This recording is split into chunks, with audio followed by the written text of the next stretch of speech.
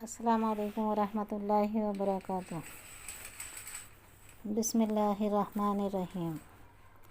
یاد رکھیے، میاں بیوی کا آپس میں جو جوڑ اللہ تعالیٰ کی نشانیوں میں سے ایک نشانی ہے۔ شوہر تمام لوگوں میں سب سے زیادہ قریب اپنی بیوی سے ہوتا ہے، اسی طرح بیوی تمام لوگوں میں سب سے زیادہ قریب اپنے شوہر سے ہوتی ہے۔ اب اگر اس تعلق کے درمیان دوسرے بھی داخل ہو جائیں گے تو کبھی بھلائی کی طرف رہبری نہیں ہو سکتی۔ اکثر جگہوں پر میاں بیوی میں جھگڑے، نفرتیں، عداوتیں، گلے شکوے اپنے اپنے رشتہ داروں کی طرف سے ہوئے ہیں۔ کبھی شوہر کے رشتہ داروں سے شیطان یہ کام لیتا ہے، کبھی بیوی کے رشتہ داروں سے شیطان اپنے حربے میں کامیاب ہو جاتا ہے۔ لہٰذا میاں بیوی دونوں کو چاہیے، اور خاص طور سے بیویوں کو چاہیے کہ کبھی ساس و نند کی شکایت شوہر سے نہ کریں، اور اپنی والدہ کو بھی کبھی بھی گھر کے حالات نہ بتائیں، ہمیشہ ان پر اچھائیاں ہی کھولیں۔ یہ کہ اب شوہر کے ساتھ نبھانے میں آخرت بگڑ رہی ہے اور دین کا نقصان ہو رہا ہے،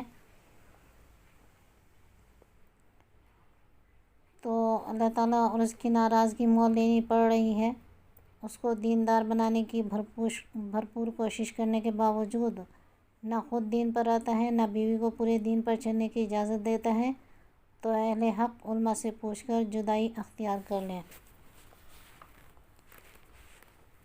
مگر اپنے گھر والوں کو کچھ نہ بتائیں۔ بہرحال اس نصیحت کو خوب یاد رکھنا کہ گھر کی کوئی بات اپنی سگی والدہ اور چھوٹی بہنوں کو بھی مت بتانا، کہ اس سے آپ ہی کا نقصان ہے۔ حضور اکرم صلی اللہ علیہ وسلم کا ارشاد ہے کہ جو شخص کسی مسلمان کی پردہ پوشی کرتا ہے، اللہ جل شانہ قیامت کے دن اس کی پردہ پوشی فرمائے گا۔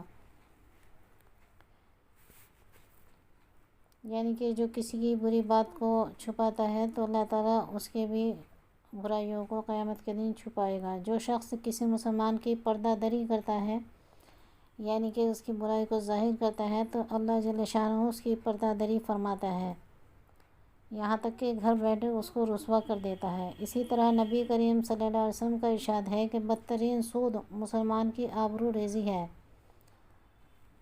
لہٰذا ایک مسلمان بیوی کے لیے مناسب نہیں کہ اپنے سسرال کے گھر کا کوئی چھوٹے سے چھوٹا عیب بھی اپنے والدہ کو بتائے یا اپنے رشتہ داروں کو بتلائے۔ اسی طرح یہ کہ میرے شوہر نے اس طرح کیا، میری ساس نے اس طرح کیا، میری نند نے اس طرح کیا، ان کے گھر میں کھانے کا یہ حال ہے، ان کے اخلاق، ان کی صفائی وغیرہ کا یہ حال ہے، وغیرہ وغیرہ۔ ان سب سے مسلمان عورت کو بچنا چاہیے، ورنہ صالحہ سال کی عبادت رائگاں ہو جاتی ہے، اور ان لوگوں کی جن کی غیبت کی یا جن پر غلط الزام لگائے، ان کے گناہ اس عورت پر ڈالے جائیں گے قیامت کے دن۔ سمجھدار بیوی کو چاہیے کہ جب شوہر کو یا خود کو غصہ آئے تو خاموشی سے کسی بہانے سے دوسرے کام میں مشغول ہو جائے۔ شوہر ڈانٹ رہا ہو، غصہ ہو رہا ہو، تو بجائے اس کے کہ جواب دے اور لڑائی کی آگ بہت زیادہ بھڑک جائے، اس طرح کہہ دے کہ میں ابھی آ رہی ہوں، چولہے پر کوئی چیز رکھی ہوئی ہے اس کو دیکھ لوں، بچہ سویا ہوا ہے اس کو دیکھ لوں، وغیرہ وغیرہ۔ کسی بہانے سے خود بھی اس مجلس سے علیحدہ ہو جائے اور کوشش کرے شوہر کو بھی اس مجلس سے علیحدہ کر دے، کہ اس میں بہت ہی فائدے اور بہت ہی حکمتیں، یعنی ہوشیاری ہے، عقل کی باتیں ہیں، اور کیوں نہ ہو کہ سنت بھی یہی ہے۔ حضور اکرم صلی اللہ علیہ وسلم کی ہر سنت امت کے لیے سبب رحمت ہے، سبب برکت ہے، سبب الفت ہے، سبب اتفاق ہے۔ آج حضور اکرم صلی اللہ علیہ وسلم کی سنتیں چھوٹ جانے کی وجہ ہی سے ہم پر نااتفاقی کا عذاب چھایا ہوا ہے۔ اللہ تعالیٰ ہمیں حضور اکرم صلی اللہ علیہ وسلم کی ایک ایک سنت پر عمل کرنے والا اور اس کو دنیا میں پھیلانے والا بنا دے، آمین۔ صلی اللہ علی النبی، رحمت ہو نبی پر۔ روایت ہے کہ حضور اکرم صلی اللہ علیہ وسلم فاطمہ رضی اللہ عنہ کے گھر تشریف لائے تو حضرت علی کو نہ پایا، تو آپ صلی اللہ علیہ وسلم نے پوچھا، میرے چچا کے بیٹے کہاں ہیں؟ تو حضرت فاطمہ رضی اللہ عنہ نے جواب دیا، ہم دونوں کے درمیان کچھ بات ہو گئی جس سے ان کو غصہ آ گیا اور وہ باہر نکل گئے۔ تو آپ صلی اللہ علیہ وسلم نے کسی آدمی سے کہا، دیکھو علی کہاں ہیں؟ تو انہوں نے کہا وہ مسجد میں لیٹے ہوئے ہیں۔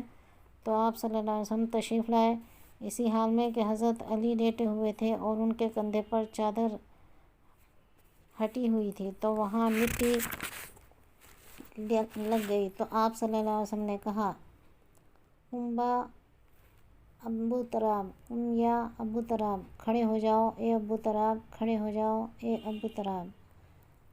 سہیل رضی اللہ عنہ کہتے ہیں، اس کے بعد حضرت علی کے نزدیک اس سے زیادہ پیارا کوئی اور نام نہیں تھا۔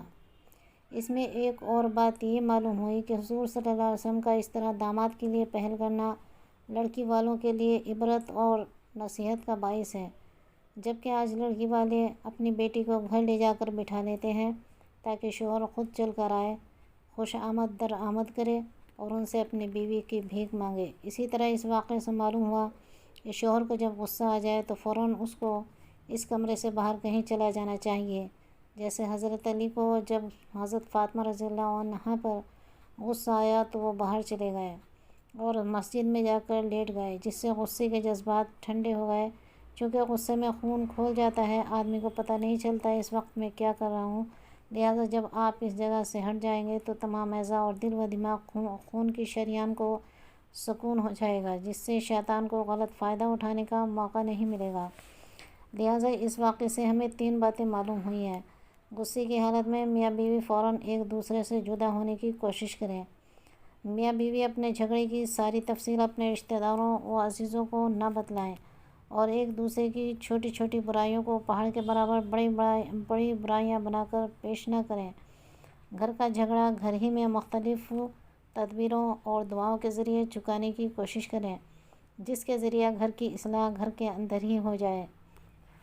صلاح کرانے والا کوشش کرے ان کا ذہن جھگڑے کی باتوں سے ہٹا کر کسی ایسی بات کی طرف متوجہ کر دے جو اس کو خوش کر دے۔ یعنی حضور اکرم صلی اللہ علیہ وسلم حضرت علی رضی اللہ عنہ سے یوں مخاطب ہوئے، قم با ابو تراب، قم با ابو تراب، اے ابو تراب اٹھو، اے ابو تراب اٹھو۔ اسی طرح جب حضور اکرم صلی اللہ علیہ وسلم نے بیویوں کی بعض زیادتیوں پر قسم کھا لی تھی کہ 1 مہینے تک ان کے پاس نہ جاؤں گا، تو حضرت عمر نے دل بستگی کے طور پر عرض کیا، یا رسول اللہ، ہم قریشی لوگ عورتوں پر غالب رہتے تھے، مگر جب مدینہ آئے تو دیکھا کہ انصار کی عورتیں مردوں پر غالب ہیں۔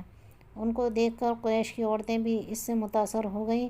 اس کے بعد حضرت عمر کہتے ہیں، میں نے ایک آدھ بات کی جس سے نبی اکرم صلی اللہ علیہ وسلم کے چہرہ انور پر تبسم یعنی مسکراہٹ کے آثار ظاہر ہوئے۔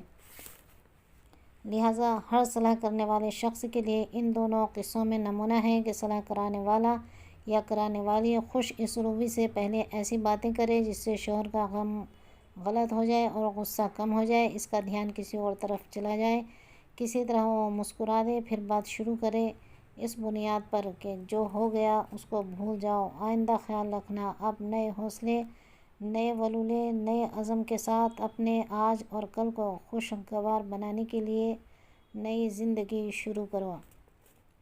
اللہ تعالی ہم سب کو ہر بھلائی ہر خیر عطا فرمائے اور ہر برائی سے بچائے، آمین۔ اللہم صلی علی محمد وعلی آل محمد۔ السلام